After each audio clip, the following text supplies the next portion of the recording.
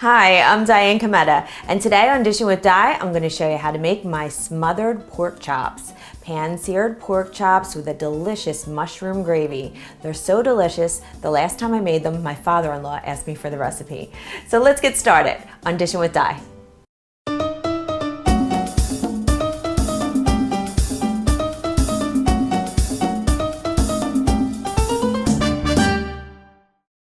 You need some sliced cremini mushrooms, a sweet onion that's been chopped, finely minced garlic, chicken broth or vegetable broth, some buttermilk at room temperature, all-purpose flour, garlic powder, onion powder, rubbed sage, ground thyme, and some pork chops that have been washed and patted dry.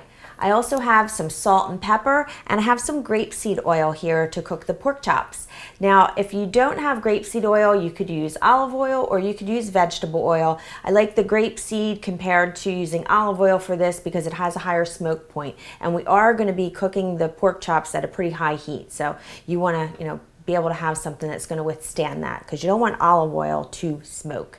Now the first thing that we're going to do is take this dry ingredient mixture and combine it, and this is going to be what we're going to use to coat our pork chops with. So just take a whisk and mix that together thoroughly. Now when I made this the last time, like I mentioned to you, my father-in-law, he was here and he did not lift his head up from the plate until he was done, and then when he finally spoke he said, "What's in this?" And he wanted to know the ingredients. So I figured I'll do a recipe and then he can just get the recipe that way from my website.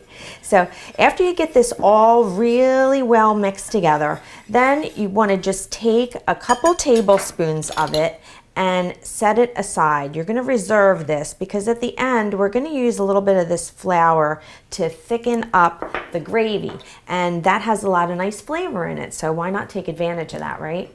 So now with the pork chops, I am just going to take the little bit of salt and pepper and season those on one side.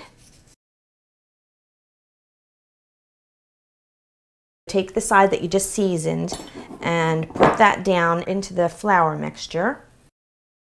And then season the other side. So you want to make sure both sides get thoroughly seasoned with salt and pepper.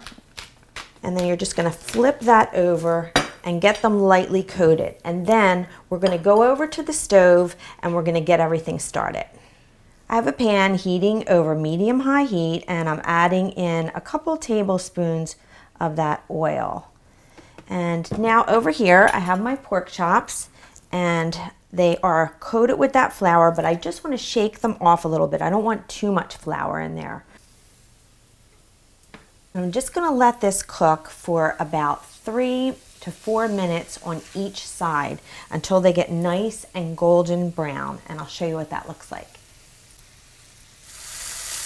The pork chops are nice and browned on both sides, and I'm just moving them over to a plate, and now I'm going to cook the mushrooms and the onions. So all the little brown bits in the pan, they're going to stay in there and they're going to add to the flavor of this. Now I am going to have to add a little bit more oil to the pan. Then I'm going to toss these onions in along with the mushrooms. Give that a little stir around and then season that with a little bit of salt and pepper. Just want to make sure you're seasoning as you go here.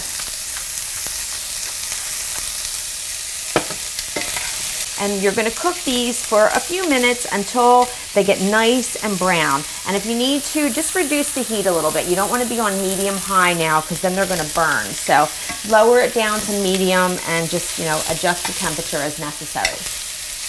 My mushrooms and onions are nicely browned, and now I'm taking some of that flour that we reserved and I'm going to put that in here. I'm just going to toss that around and get the mushrooms and onions really coated with that, and we're just going to cook it for like a minute or two. And now I have that little bit of garlic. I'm just going to toss that in, And you just want to toss that around, and you're going to cook this for about another minute, just until the garlic becomes nice and fragrant. Now the garlic smells really great, and now we're going to take this chicken broth and we're going to add this into the pan. Stir that around. That was a lot of noise, wasn't it? And what you're gonna do now is go around and you wanna scrape up all those little brown bits on the bottom of the pan, and that's gonna add a lot of flavor. So you are just making layers and layers of flavor with this dish, and it's so simple too, but it's really, really delicious. So just cook this for about another 3 to 5 minutes and stir it occasionally, and you'll see that it's going to start to thicken up. What you're looking for, it's starting to thicken up a bit, and now you want to take that buttermilk, and remember this should be at room temperature, and you just want to gradually stir this in. And this is going to make a really nice, creamy, thick gravy without really adding any fat to it. Once this gets a little bit bubbly, just cook this and stir this for about another minute. Now that that's thickened up a little bit, I'm going to season it with some salt and pepper. I tasted it, and for me, I think it needs a little bit more. So you just taste it and see what you think, and give that a stir around, and then have your pork chops right there, because now you're going to put your pork chops back into this pan. So just put these babies right back in.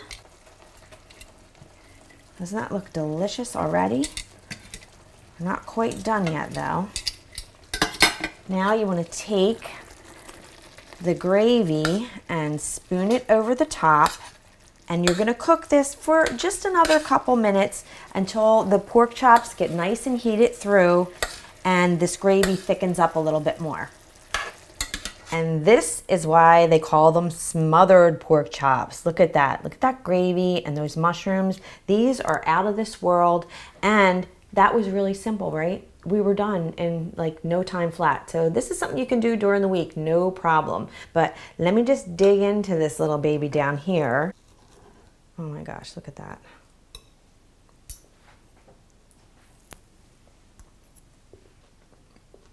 A little bit crispy. Lots of flavor. Perfect with mashed potatoes or cornbread. Definitely got to try it. The recipe is on my website, dishinwithdi.com. I look forward to seeing you next time, and I hope I made your life a little easier, more enjoyable, and delicious. Bye-bye now. Don't forget, like, subscribe, and share.